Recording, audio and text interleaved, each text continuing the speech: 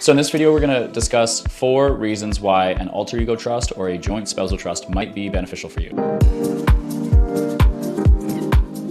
Both the alter ego trust and the joint spousal trust are forms of Inter-vivos trusts. So Inter-vivos is a Latin term that means during your lifetime. And so these trusts can be considered as opposed to testamentary trusts. Difficult word to say, but testamentary trusts are trusts that are contained inside of your will, and they only take effect after you die. Both of these trusts are only available to persons who are over 65 years old. In the case of a joint spousal trust, only one of the spouses needs to be over the age of 65. So there are 4 primary reasons why you might want to consider getting an alter ego or a joint spousal trust. The first one is continuity of asset management. So in other words, when you die, normally what happens is an executor, your appointed executor inside of your will, is going to apply to the BC probate registry, generally with the assistance of a lawyer, to obtain a grant of probate. And during that interim period, they will not have access to your bank accounts. They will not have the ability to make decisions, investment decisions on your behalf, or rather on the behalf of the estate, because they have not yet been appointed or have not yet received a grant of probate. So they do not yet have the authorization to do so. So that could potentially be problematic, and sometimes it can take a considerable amount of time to actually receive the grant of probate.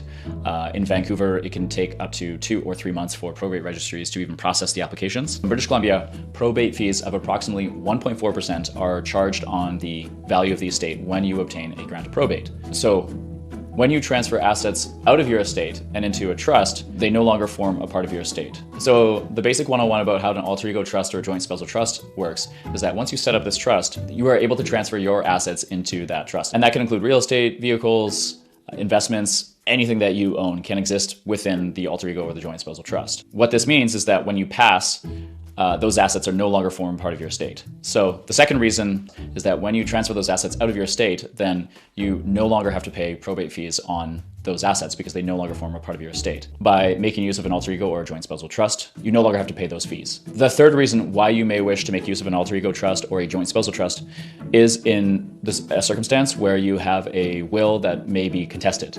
If you have an estate that might be the subject of a lawsuit. So if you have a beneficiary who you do not intend to pass anything to them, or you intend for them to receive substantially less than another person, perhaps a child. So if you have a problematic child that you have a difficult relationship with, for example, or a child that has had issues with managing money and you wish to disinherit them or have them receive substantially less, then you might want to consider getting an alter ego or a joint spousal trust, because that means that those assets will no longer form a part of your estate. A person who is disinherited could no longer make a claim on the value of those assets because they no longer form a part of the estate. The fourth reason is confidentiality. So an alter ego or a joint partner trust are confidential documents that remain private. They do not become a part of a public registry. By contrast, a will is going to become essentially a public document after it becomes probated. So once it goes through the BC registry process and a grant of probate is issued, then the will is going to be viewable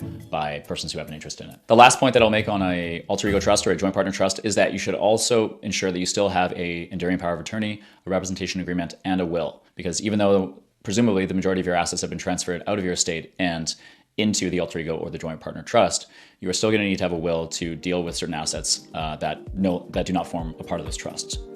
Your will is also going to contain information such as what your burial wishes are and various other appointments and considerations that don't form a part of your trust.